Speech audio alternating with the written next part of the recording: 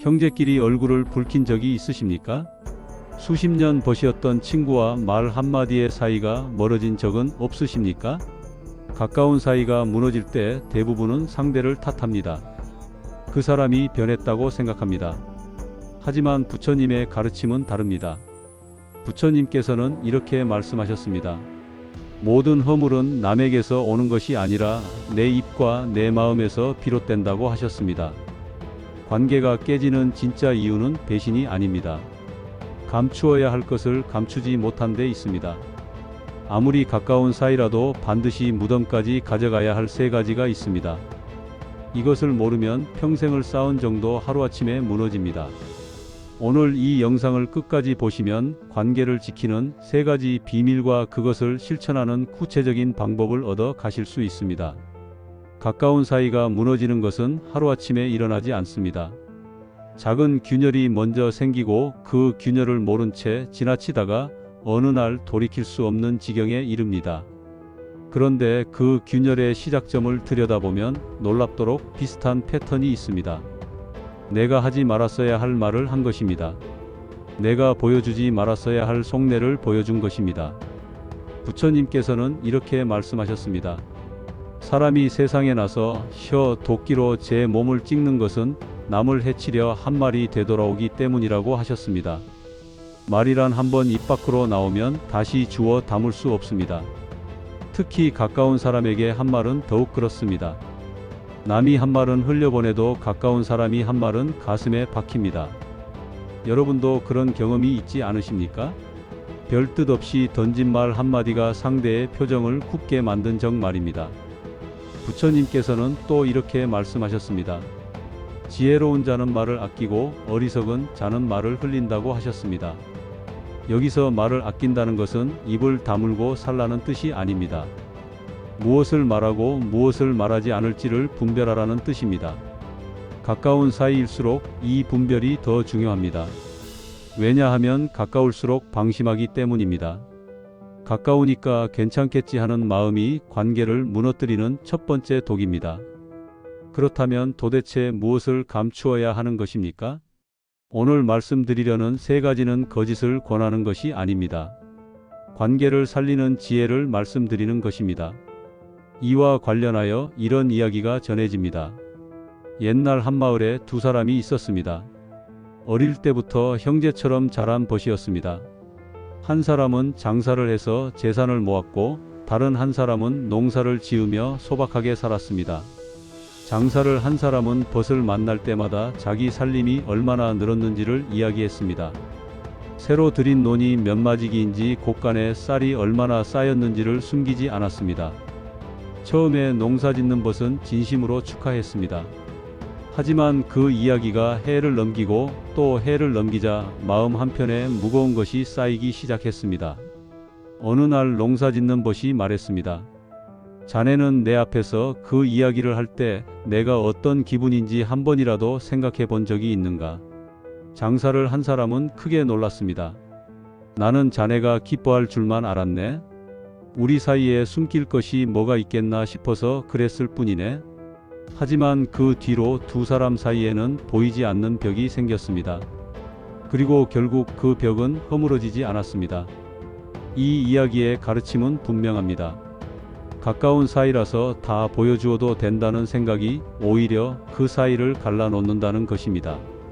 부처님께서는 이렇게 말씀하셨습니다. 남의 마음속에 무엇이 있는지는 겉으로 알 수 없으니 말과 행동을 늘 삼가라고 하셨습니다. 아무리 가까운 사이라도 상대의 속마음을 완전히 알 수는 없습니다. 내가 좋은 뜻으로 한 말이 상대에게는 비수가 될 수 있습니다. 그래서 지혜가 필요한 것입니다. 그러면 이제 구체적으로 어떤 것을 감추어야 하는지 하나씩 말씀드리겠습니다. 첫째, 내 재산과 살림살이의 속사정을 드러내지 마십시오. 여러분 주변을 돌아보십시오. 형제간의 사이가 틀어지는 가장 흔한 이유가 무엇입니까? 대부분 돈 문제입니다. 부모님 재산 앞에서 수십 년 정이 하루아침에 무너지는 것을 우리는 수없이 봐왔습니다.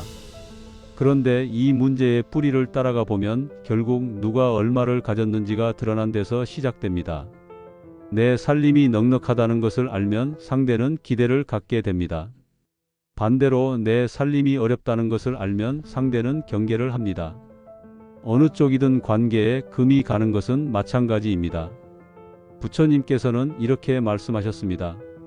재물은 5집 공유라. 풀에도 잃고 물에도 잃고 도적에게도 잃고 나라에도 빼앗기고 미운 자손에게도 넘어가니 집착하지 말라고 하셨습니다. 재물 자체도 영원하지 않거늘 그것을 굳이 드러내어 관계까지 잃을 이유가 없습니다. 넉넉해도 말하지 마시고 어려워도 말하지 마십시오. 그것은 숨기는 것이 아니라 지키는 것입니다. 둘째, 남에 대한 판단과 평가를 옮기지 마십시오. 혹시 이런 경험이 있으시지 않습니까? 믿을 만한 사람에게 속마음을 털어놓았는데 어느 날 그 이야기가 돌고 돌아 엉뚱한 사람의 귀에 들어간 적 말입니다. 사람은 누구나 남에 대한 생각이 있습니다. 저 사람은 좀 모자라다거나 저 사람은 믿기 어렵다는 판단을 속으로 합니다. 그런데 그것을 입 밖으로 꺼내는 순간 그 말은 내 것이 아니게 됩니다. 듣는 사람이 그 말의 주인이 되고 언제든 원하는 방향으로 쓸 수 있게 됩니다. 부처님께서는 이렇게 말씀하셨습니다. 남의 허물을 말하지 말라. 그 말이 곧 내 허물이 된다고 하셨습니다. 가까운 사람 앞에서 제3자를 평가하는 것은 두 가지 독을 동시에 뿌리는 것과 같습니다. 하나는 평가 대상에게 원한을 사는 독이고 다른 하나는 듣는 사람이 나를 의심하게 되는 독입니다. 내가 남을 험담한다는 것을 아는 사람은 반드시 이렇게 생각합니다. 이 사람이 내 앞에서 남 이야기를 저렇게 하는데 다른 데서는 내 이야기도 하겠구나. 그 순간 신뢰의 뿌리가 흔들립니다. 그러니 사람에 대한 판단은 내 마음 속에만 두십시오.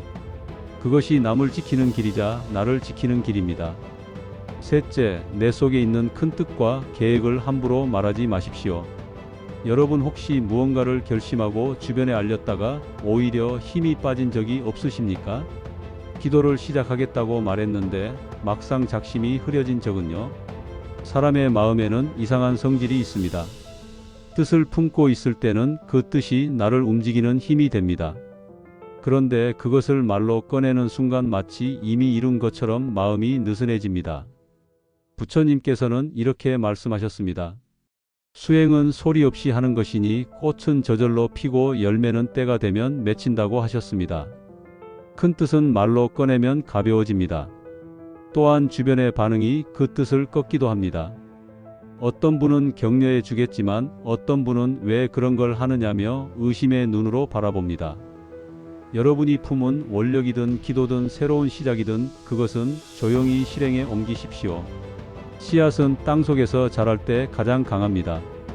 흙 위로 꺼내 보이는 순간 바람에 흔들리기 시작합니다. 어떤 분은 이렇게 생각하실 수 있습니다. 가까운 사이인데 이렇게까지 감추면 그것이 진짜 관계냐고 말입니다. 충분히 그렇게 느끼실 수 있습니다. 하지만 부처님의 가르침은 다릅니다. 부처님께서는 이렇게 말씀하셨습니다. 자비란 상대를 내 뜻대로 하려는 것이 아니라 상대의 마음을 헤아리는 것이라 하셨습니다. 감추는 것은 거짓이 아닙니다. 상대의 마음에 불필요한 짐을 지우지 않겠다는 배려입니다. 내 재산 이야기를 하지 않는 것은 상대가 비교의 고통을 느끼지 않게 하려는 것입니다. 남에 대한 평가를 옮기지 않는 것은 듣는 사람의 마음을 어지럽히지 않겠다는 것입니다. 내 뜻과 계획을 함부로 말하지 않는 것은 그 뜻이 온전히 연글 때까지 지키겠다는 것입니다. 이 세 가지를 지키는 사람의 관계는 겉으로는 조용하지만 속으로는 깊습니다. 말이 많아서 가까운 것이 아닙니다. 서로의 편안함을 지켜주기에 가까운 것입니다. 여러분 또 이런 의문이 드실 수 있습니다. 나이가 들면 외로운데 말이라도 나누어야 하지 않겠느냐고 말입니다. 맞습니다. 사람은 혼자 살 수 없습니다. 하지만 부처님께서는 이렇게 말씀하셨습니다. 좋은 벗을 만나는 것이 수행의 절반이라 하셨습니다. 좋은 벗이란 많은 말을 나누는 사이가 아닙니다. 적은 말로도 서로의 마음을 아는 사이입니다. 그 경지에 이르려면 오히려 말을 줄여야 합니다. 재산 이야기 대신 건강을 묻고 남의 평가 대신 좋은 법문을 나누고 내 계획을 자랑하는 대신 상대의 이야기에 귀를 기울이십시오. 그렇게 하면 놀라운 일이 일어납니다. 상대가 먼저 마음을 열기 시작합니다.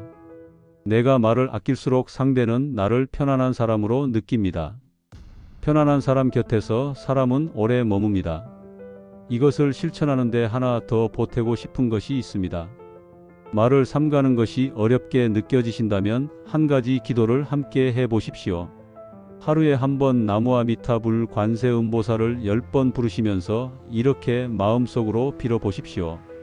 오늘 하루 내 입에서 나가는 말이 모두 상대를 살리는 말이 되게 하여 주십시오 하고 말입니다. 부처님께서는 이렇게 말씀하셨습니다. 바른 말은 그 자체로 보시가 된다고 하셨습니다. 말을 아끼는 것도 보시이고 따뜻한 말을 건네는 것도 보시입니다. 이 보시를 매일 실천하시면 관계가 달라지는 것을 몸소 느끼시게 됩니다. 자, 이제 오늘 말씀드린 것을 정리하겠습니다. 하나, 내 재산과 살림살이는 가까운 사람에게도 드러내지 않습니다. 그것은 비교에 씨앗을 뿌리지 않는 자비입니다. 둘, 남에 대한 판단과 평가는 내 마음속에만 둡니다. 그것은 나와 상대 모두를 지키는 지혜입니다. 셋, 내 속에 큰 뜻과 계획은 이루어질 때까지 조용히 품습니다. 그것은 씨앗을 땅속에서 지키는 인내입니다. 넷, 말을 아끼되 상대의 이야기에 귀를 기울입니다. 그것이 진짜 가까운 사이를 만드는 길입니다. 사람의 인연이란 참으로 묘한 것입니다. 너무 가까이 가면 부딪히고 너무 멀리 가면 잊힙니다. 그 사이에 적당한 거리를 두는 것이 부처님이 가르쳐 주신 중도의 지혜입니다. 오늘부터 한 가지만 실천해 보십시오. 말하려다가 한 번만 멈추어 보십시오. 그 한 번의 멈춤이 관계를 살리는 첫걸음이 됩니다. 부처님께서는 이렇게 말씀하셨습니다. 한 생각 돌이키면 그것이 곧 수행이라 하셨습니다. 여러분의 모든 인연이 부처님의 가피 아래 평안하고 오래도록 이어지기를 두 손 모아 빕니다. 나무아미타불 관세음보살